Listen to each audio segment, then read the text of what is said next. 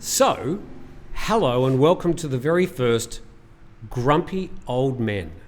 And I don't know anybody grumpier or frankly older than Steve Ross. You need to get out more. But today I'm particularly old and particularly grumpy. Yeah, Very grumpy today. You caught me in a bad mood. Well, that's good. That's how we want it. We're going to do this once a week.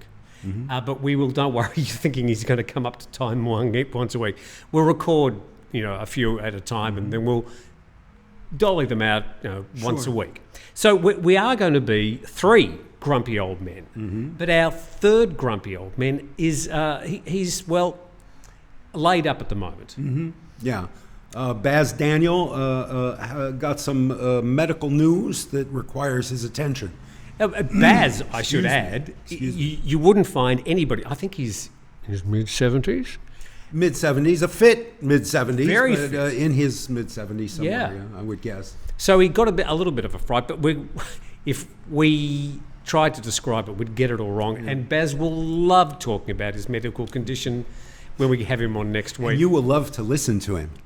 So, the Grumpy Old Men is going to be probably out every Sunday, and it's going to be Steve, Baz, and me. Three quite different people from different backgrounds, from different countries. Yeah.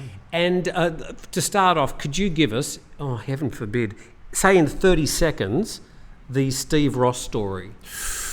I'm counting. Well, as my life concerns Thailand, I'll give you that part of it. The Reader's Digest abridged Steve Ross biography.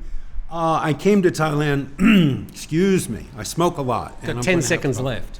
Yeah. I came to Thailand in 1988 on a holiday. I stayed 7 years. I took my children home to raise them in America. And 9 months ago, I retired and came back to Thailand and settled on Thai Muang Beach in Phang Nga province.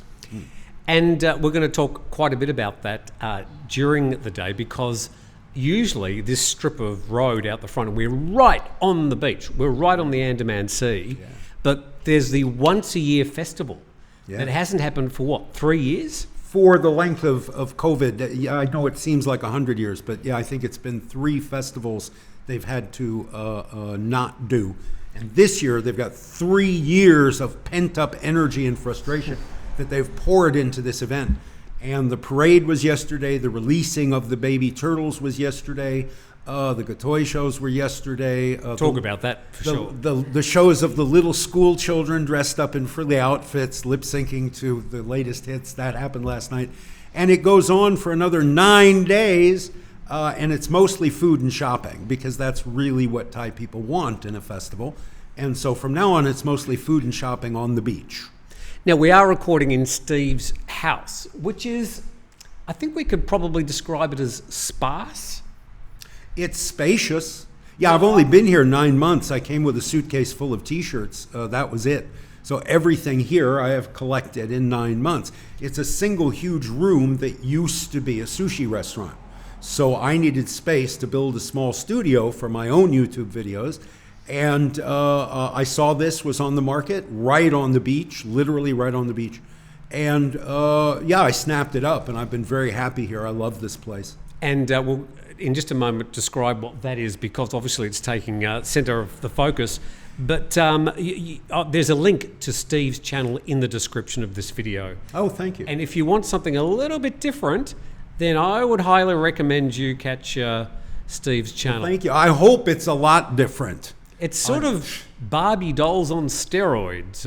Well, it is the only Thai-oriented channel that can depict human sexuality and get past YouTube's firewalls, because my cast are cheap Chinese action figures and Barbie dolls. And they can assume any position you want on camera, and YouTube doesn't care. So I have a bunch of old short stories I wrote back in the 90s about Thailand. I've got a bunch of books for sale. I used to be a journalist for The Nation. And I'm dramatizing these old short stories because many of them are written in bars. So I built a little bar. I built a little go-go. I built a set that is a short-time hotel. And I dramatize my old stories and stories by other authors, Bill Page. Fantasies. And well, they were my fantasies 30 years ago. And if nothing else, it's a document of how much Thailand, and particularly Phuket, has changed in 30 years. But I do short stories and essays by other authors, and every Friday I drop a video, except this one today.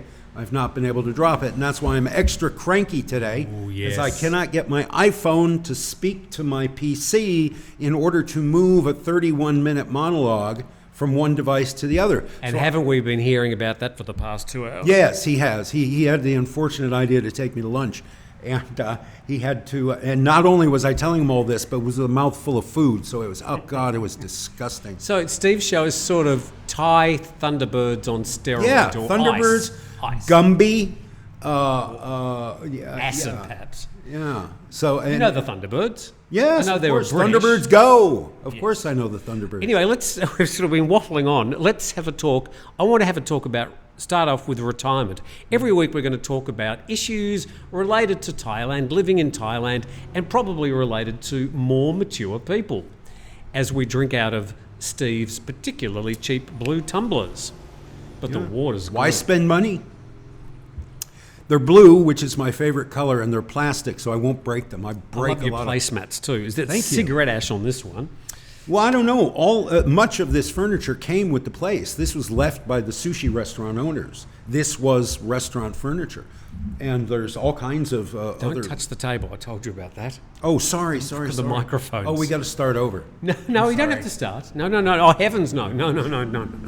So let's have a talk about retirement. All right. Now, I came here 12 years ago to retire. I chose Phuket because I liked beaches. Probably been to the beach 10 times in 12 years and never worked harder in my life. But I sort of chose Phuket as the place I wanted to go. I liked Thailand, liked the culture, liked holidaying here in the past. And the probably one takeaway I can give people is if you enjoy holidaying in Thailand, don't assume that your retirement's going to be anything like that. Yeah. Assume it won't be. And the best thing you could do, or the best advice I can give, is come and spend 2 or 3 months in Thailand, live like a local, go to lots of different places, ask lots of questions, then make the decision. Yeah. And then rethink it after 6 months. Don't come and buy a condo right away. Don't come and buy a car right away. Don't come and buy land right away. Don't hook up with a partner right away. Come and live 6 months before you make any big decisions. Rent everything until you are absolutely certain this is the place for you. It's a multi-leveled place, a multi-tiered place, and you don't get, in your vacation, you didn't get past the first tier. You did not penetrate this culture beyond a few millimeters. And it's very complex here and very diverse, and it's a challenge. Do you think the longer you spend here, the more confusing and bewildering it sort of gets? The more you know, the more you realize you don't know anything. Yeah. It is, and there's more expected of you. You speak 4 words of well-accented Thai, and all of a sudden you're expected to know exactly how deeply to why a monk, exactly how many sticks of incense to use. You're expected to know you are Farang Rumak. And there's an old expression, Farang Rumak, mai di. A Farang who knows a lot is no good. And there's a lot of that too. You go into a restaurant where a waitress has been hired for her English language skills, and you try to speak Thai to her. She won't have it. She won't speak Thai to you. And she'll be angry at you, literally angry at you for trying to speak Thai to her. So it changes. The expectations on you change the more you know and the longer you're here. I haven't even got to that 4 words yet. That's your Thai is much better than mine. I've worked very hard at it. So you've learned to speak American. You've got a little bit of English. Yeah. And then you've got Thai. Yeah. So you have actually done very well. Thank you. For an American. Yeah, considering the state of the American public school system. But I hate to be left out of a conversation more than anything on earth. I hate to be left out of a conversation. Believe me. So I take every chance I can to practice. And since I live alone, if you live with a Thai partner, he or she will actively stymie your efforts to learn Thai. because the more independent you are, the less you need him or her.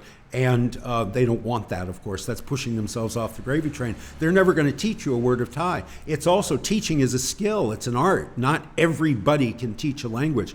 So if you live with a Thai person and they're paying the rent, they sign the paperwork on your pickup truck, they sign the chanot on your land, whatever, they own 51% of your business, or they simply share your bed. They don't want you to learn Thai at all. They can't talk about you with their parents in front of you if you speak Thai, right? So because I live alone in a town with very few Falang, I get opportunities all day long to practice Thai. I go in the morning to the hot springs, and that's where all the old people in the village come. All the old Muslim matrons and yentas come and sit in the hot water, fully clothed, of course, and discuss the day's events. And I will sit there. You get to do the laundry whilst you're having a soak. I mean, they're brilliant people. They're brilliant people, multitasking. But I'll sit there and listen. They don't include me in the conversation because they're speaking Lang Thai, and I studied Central Thai. That's what the AUA teaches. And they will have these conversations. They'll settle all the world's problems, as old people do in a hot spring. And I'll sit and listen, and I catch one word in 10. And I'm so proud of myself for catching out one word in 10. And after 9 months, I think I'm up to 2 words in 10. And it comes in useful every day. You should learn how to speak Thai. Don't let your partner discourage you from learning how to speak Thai. Pay an elementary school teacher to teach you. Go to the AUA. Watch Thai movies. Watch the news. I've done all that, but it just doesn't sink in. Well, I'm stupid. No, you're probably just old and grumpy. And stupid. Thus the brand. Indeed. No, and some people have facility for language. I'm kicking this. I'm sorry. I keep the table. Don't touch the table. Don't kick it. Yeah, sorry. Don't move. Some people have facility for language, or a greater facility for language than other people. Certainly 35 years ago, when I began to study Thai, I was much, much better at it than I am now. I used to read the newspaper, the front page of Siang Thai, the southern newspaper. I used to be able to read the headlines, the captions under photos and things like that. Now, 35 years later, I cannot. You just forgot, or? I forgot. For 25 years, I didn't use Thai. Okay. I went back to America and raised my kids and fought with my wife for 25 years and came back 9 months ago. And I can, tell a taxi where to go. I can order a meal, but read the front page of Siang Thai, I cannot do that. I'm not even close anymore. So the subject of your marriage, I'm sure, will come up in future grumpy old men, in brackets in Thailand, because it is a long story that you love retelling. So we'll get onto that. Oh, you do. No, but it's what everybody asks. Sure. Yeah. So let's go to, we are talking a bit about retirement. And I was going to ask you if you had one tip, question without notice, one hot tip for people who are looking to retire here, what would that tip be? Yeah, I've given it. Don't do anything permanent for at least 6 months. Don't buy land, don't buy a business, don't launch a business. Buy a new pair of swim trunks and nothing beyond that. Rent for 6 months. Like rent everything? Yes. Oh yeah. I've been here 9 months. I'm still renting my motorcycle. I could have bought a secondhand motorcycle for what I've paid, but I've been real sure that I'm going to stay here. Including a bed partner? Yes. Oh God, most of all, a bed partner. Okay. Don't walk into a bar. There was a guy here last night in the cannabis store. Young guy from Europe, very happy-go-lucky, been traveling all over backpacking around Southeast Asia. He went to walk through the festival. He comes back, he's with a gatoi. And everybody in that place is looking at him and looking at her and going, you have no clue. You have no idea that you've just picked up a gatoi. Right. And he's grinning from here. He's showing her off, right? Because newbies think that's something you show off, that you've got a date, that you walk down the street, you came back with a sex partner. Look what I got. And she was cute. Yeah, she was cute. But, she was, you've been here a while, you get a radar and you know who's who. And that's fine. I've got several gatoi friends, everything's cool. But he didn't know, all right? People come here, particularly dudes, particularly guys, they come here, their first sexual partner, they end up marrying that girl, and then she drags him home to Yasuton immediately, to keep him away from other women, to keep him off balance, to keep him disoriented, to where he doesn't speak the language. And Nothing more disorienting than going to Yasatorn. Oh, God, yes. Going up country, man, going and living on the rice paddies. Man, that's the moon. That's Mars to us from the West. And there's a lot of guys in Thailand stuck there. Yeah. They're stuck in a single air-conditioned room watching Netflix all day while the in-laws diss them out in the living room. You know, and they get tired of sitting there with the men in the village drinking lao khao, not being able to participate in the conversation, and they just get pissed off and angry, but they're stuck there because they've sunk their whole wad into that place, and she owns 51% of it, if not all of it. You can't leave. You're stuck there, and your hosts are sick of you, and they don't want you there anymore. There's a lot of guys in Thailand who took that leap in their first weeks in the kingdom, and now they're stuck. You know, and don't do that. Don't usually with less money than they started with. Or no money, zero money. You see, Kickstarters all the time. You know, Jose, whoever, he came here after a successful career in the hotel industry. Or his brother Jose. Whatever. Hose me, hose them, pronouns. Go figure. But, and they end up with zero. They came here with their life savings. They robbed the church poor box. They screwed their brother out of his half of the family company.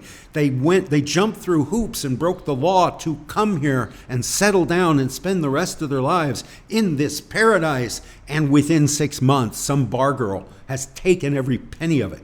And there's a Kickstarter. We're raising money to send Jose back to the UK so he can go back to work at 65, 70 years old. Don't do it. Which leads me, I think, to my tip. Okay. Should I have prompted you? I'm sorry. Tim, bit, what's your tip? You're a bit selfish in the interview. Oh, God, yes. I don't share focus. I do not share focus. What's going to be like when Baz is here? My God, he won't get a word in. Baz is going to sit over here. He's going to be right out frame, right over there. So I would say that linked to sort of what you've just said, that there ends up, by the time they get to our age, 64, 70, 75, there are some who just have fallen between the cracks, have had an experience like this, or they might have got into a business and it went bad, or for whatever reason, there's nobody back at home, that they don't want them, or there isn't anybody there in the first place. They've lost all their money, they can't return to their home country, and they're sort of stuck here. Mm-hmm. And that then leads on to a whole lot of bad habits sometimes, because God knows there's plenty of temptation here. Yeah. There's plenty of temptation next door, a cannabis store. Yeah. We don't want to be demonetized again, all right? So be careful. No. So were we demonetized that time? We were because I talked about weed. Yes, we were demonetized. Broccoli. Spanking. Broccoli. We got a spanking from Mr. YouTube. Well, usually I have to pay for that.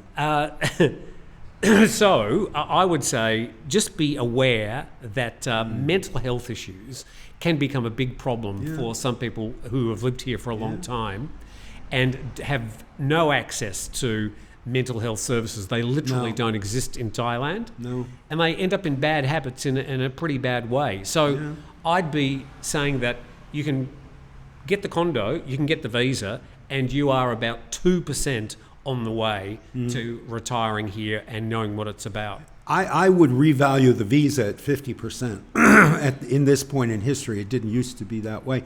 But I would jump off from what you said and say that, mental health issues and jumping off balconies in Pattaya. A lot of Farang take that jump, man. They get to the end of it. The Kickstarter doesn't work. They find that the guys they hang out with in the bar every night and throw darts with and watch the footy with are not really their friends when push comes to shove. When you get in trouble, these guys are not your friends. And certainly, Thai people will be your friend. It's always a transactional relationship with Thai people, including in their culture. Between them, it's all transactional. The Buddha made a list of the 5 duties a parent owes a child, the 5 duties a child owes a parent. Employer owes employee, wife owes husband, etc., etc. 5 duties in exchange. Every relationship here is an exchange. If someone does you a favor, they do it expecting that you will consequently owe them a favor. And you cannot, once you are no longer in a position to offer favors to anybody, Thai, you're no longer their friend. They will, push you to the curb. So go we very are careful. generalizing a little bit. We really can't, without naming names and saying, you remember that guy Harvey?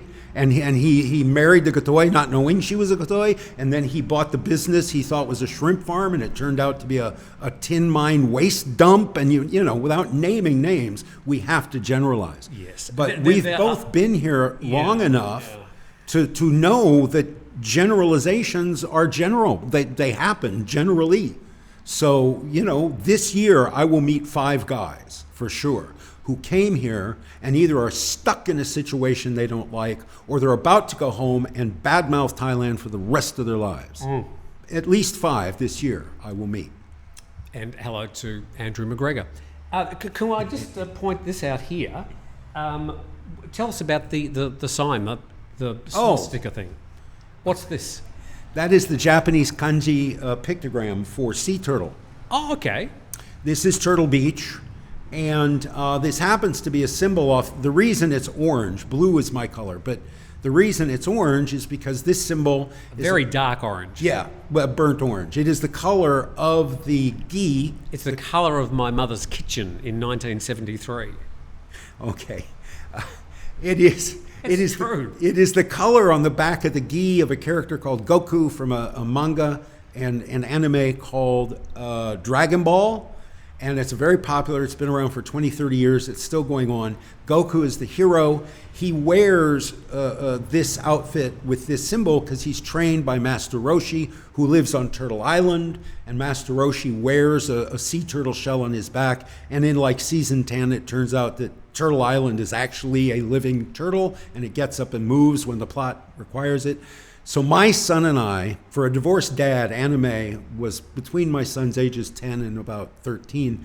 We watched tons of Japanese anime together. Dragon Ball was his fave and my fave, and it just so happened that Dragon Ball has a lot of sea turtle imagery in it. When I moved here and wanted to launch a YouTube channel, talk about never worked so hard in my life, I wanted that symbol and I wanted an orange. So I found a local artist, very talented and skilled man. I paid him 3,000 baht, and 4 months later, he delivered this.